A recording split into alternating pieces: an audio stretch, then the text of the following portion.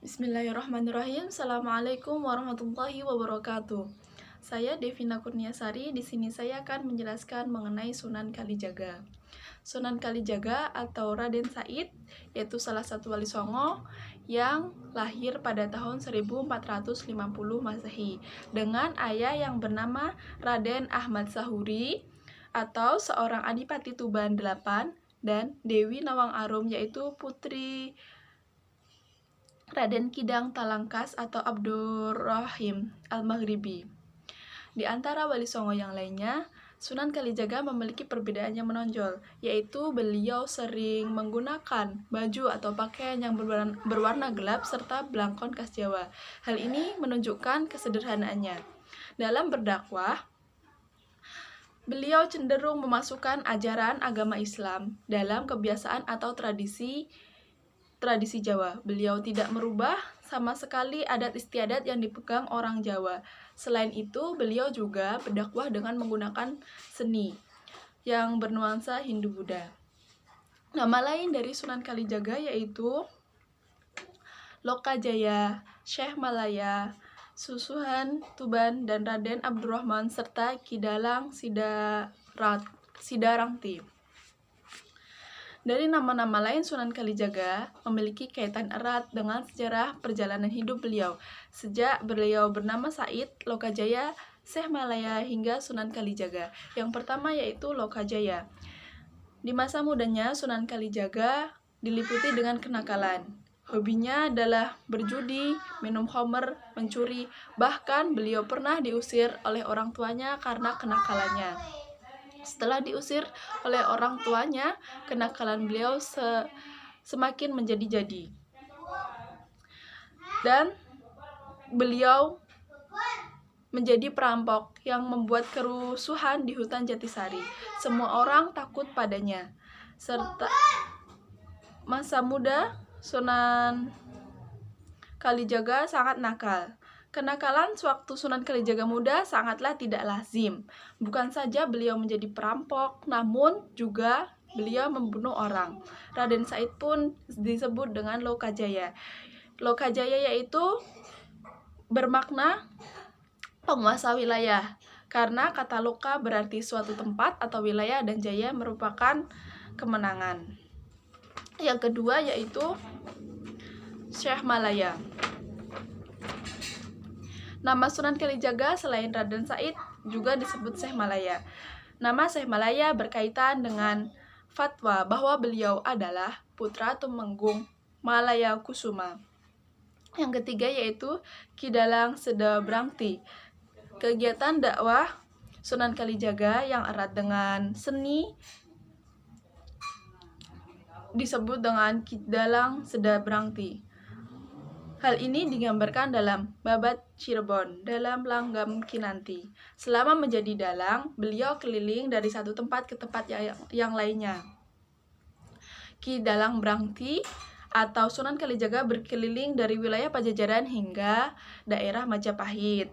Masyarakat yang ingin menanggap wayang, bayarannya tidak berupa uang, namun beliau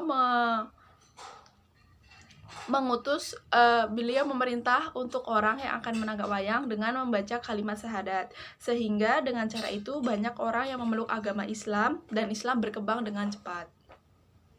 Yang kedua yaitu kisah sejarah Sunan Kalijaga sebelum diangkat menjadi wali. Sebelum beliau menjadi wali Songo, Raden Said merupakan seorang perampok hasil bumi. Beliau merampok hasil bumi dari kalangan bangsawan atau juga mencuri di tempat-tempat penyimpanan hasil bumi. Hasil bumi curiannya yaitu akan disebarkan atau akan diberikan kepada para fakir miskin atau orang-orang miskin yang ada di sekitar beliau. Dan hal ini berlaku cukup lama. Pada suatu hari ketika beliau sedang berada di hutan, maka beliau bertemu dengan orang tua yang berjalan menggunakan tongkat. Beliau berpikir bahwa tongkat itu terlihat menyerupai emas dan beliau berniat akan merampok tongkat tersebut dan hasil rampokan tersebut akan dibagikan ke kaum duafa. Kakek tua tersebut tidak lain yaitu Sunan Bonang atau yang akan menjadi gurunya kelak. Namun Sunan Bonang menasihati Sunan Kalijaga bahwa hasil dari merampok merupakan hal yang tidak akan diterima oleh Allah, karena merampok merupakan hal buruk, maka amal dengan rampok tidak akan diterima oleh Allah. Dari situlah Sunan Kalijaga berguru kepada Sunan Bonang dan menjadi murid yang baik dari Sunan Bonang. Sunan Bonang menyarankan kepada Sunan Kalijaga agar melakukan semedi sembari menunggu tongkatnya dan tidak akan kembali sebelum Sunan Bonang kembali ke tempat tersebut. Dan tongkat yang harus dijaga yaitu ditancapkan di dekat sungai, dan Raden Said tidak diizinkan pergi sebelum Sunan Bonang mendatanginya. Setelah 3 tahun lamanya, akhirnya Sunan Bonang datang ke tempat tersebut dan mendapati bahwa Sunan Kalijaga masih berada di tempat tersebut. Dari situlah Sunan Bonang memberikan nama dengan Kalijaga, yang kemudian Sunan Bonang diberi pelajaran oleh Sunan Kalijaga diberi pelajaran oleh Sunan Bonang mengenai Islam. Dan dari situlah Sunan Kalijaga mulai mendakwahkan Islam. Beliau lebih memilih untuk melakukan dakwah melalui kesenian seperti gamelan, wayang, seni ukir, seni suara, dan lain sebagainya. Cara berdakwah menggunakan seni tersebut dinilai efektif untuk menyebarkan agama Islam pada masa itu.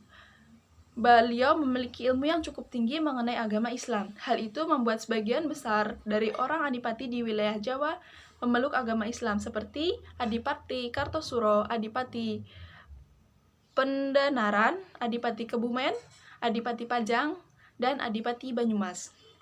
Yang ketiga yaitu keturunan Sunan Kalijogo. Sunan Kalijaga menikah dengan seorang wanita yang bernama Dewi Sarah binti Maulana Ishak. Dari pernikahan tersebut, beliau dikarunia 3 orang anak yang bernama Raden Umar Said atau lebih dikenal dengan sebutan Sunan Muria, Dewi Rukoyah, dan yang terakhir yaitu Dewi Sofia.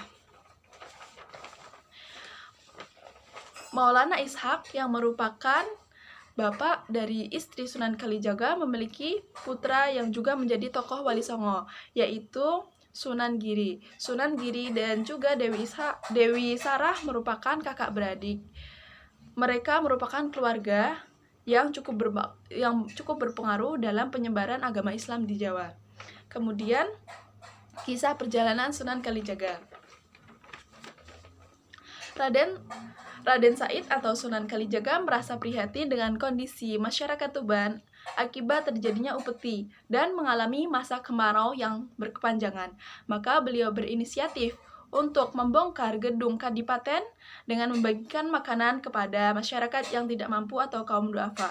Namun kala itu ketika beliau mencuri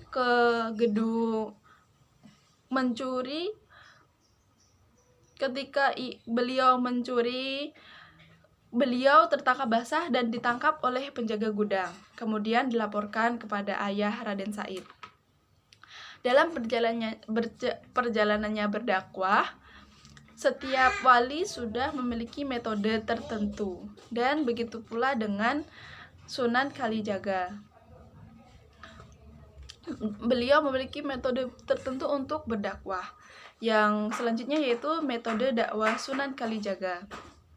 Dalam kegiatan dakwahnya, beliau memiliki metode yang hampir sama dengan Sunan Bonang dan juga yang merupakan gurunya.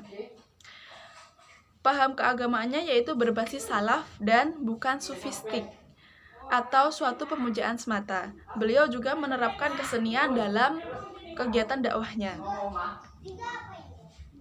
Beliau meyakini bahwa agama Islam sangat mudah untuk dipahami dan diterapkan dalam kehidupan sehari-hari. Dengan menggunakan metodenya, maka kebiasaan lama masyarakat akan hilang dengan sendirinya pada akhirnya. Beliau menggunakan seni wayang, seni kulit, seni suara, serta seni gamelan sebagai metode dakwahnya. Yang selanjutnya yaitu ajaran Sunan Kalijaga. Ajaran Sunan Kalijaga bersifat kompromistis dengan nilai-nilai agama terdahulu. Beliau berhasil mengislamkan banyak masyarakat di Pulau Jawa. Ajaran ini mirip dengan ajaran Sunan Bonang dan juga Sunan Kudus. Dalam menyebarkan agama Islam, beliau sering menggunakan media kesenian seperti wayang kulit, tari-tarian, nyanyian, atau berbagai kesenian yang berkembang pada masa itu. Akan tetapi, ajaran beliau telah melahirkan banyak sekali aliran yang ditinjau dari kemurnian ajaran agama Islam yang banyak ragamnya, mulai dari Islam murni hingga Islam kejawen. Beberapa ajaran dari Sunan Kalijaga yang pertama yaitu dalam menyebarkan agama Islam, Sunan Kalijaga menggunakan media wayang. Wayang sudah menjadi tradisi pada zaman Hindu-Buddha. Namun, Sunan Kalijaga merubah bentuk wayang menjadi wayang kulit yang memiliki mata besar, perut kecil, dan mulut besar. Hal ini dikarenakan dalam Islam tidak diperkenankan untuk membuat patung yang menyerupai dengan manusia. Dalam cerita pewayangan yang ditampilkan, Sunan Kalijaga memasukkan unsur-unsur ajaran Islam ke dalamnya. Contohnya yaitu jimat kalimat sada yang dimaksudkan sebagai kalimat syahadat dalam Islam. Yang kedua yaitu dimunculkannya tokoh Semar, Gareng, Petro, Bagong, serta Togok sebagai punokawan yang keampuhannya bisa melebihi para dewa dalam pewayangan, namun tetap memiliki sifat rendah hati. Dengan pendekatan ajaran Sunan Kalijaga inilah perkembangan Islam semakin mudah diterima oleh masyarakat dan Islam berkembang dengan pesat. Yang kedua yaitu ajaran Sunan Kalijaga melalui kidung atau nyanyian. Salah satu pesan Sunan Kalijaga yang disiratkan dalam kidung yaitu sebagai berikut. Yen kali ilang kedunge, yen pasar ilang kumandange, yen wong wadon ilang wirange, mengko enggal-enggal topo lelono, jajah desa milang kari. Ojo lali sadurunge patang sasi mengko entuk pawisi saka Gusti.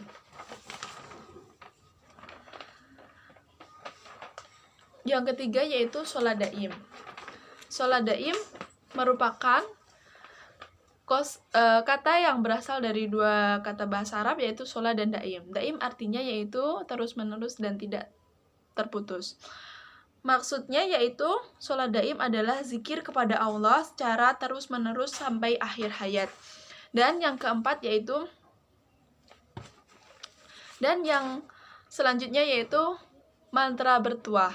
Secara keseluruhan agama Islam sulit dipelajari waktu itu karena segala sesuatu yang diucapkan adalah berbahasa Arab. Maka dari itu Sunan Kalijaga suka membuat mantra yang menggunakan bahasa Jawa. Penggunaan istilah mantra masih terpengaruh dengan ajaran Hindu ataupun Buddha. Mantra dengan bahasa Jawa lebih menarik karena selain maknanya mudah dipahami, juga banyak yang beranggapan bahwa tingkat kemajuan bahasa Jawa tidak kalah dibandingkan dengan bahasa Arab. Selanjutnya yaitu peta dakwah Sunan Kalijaga.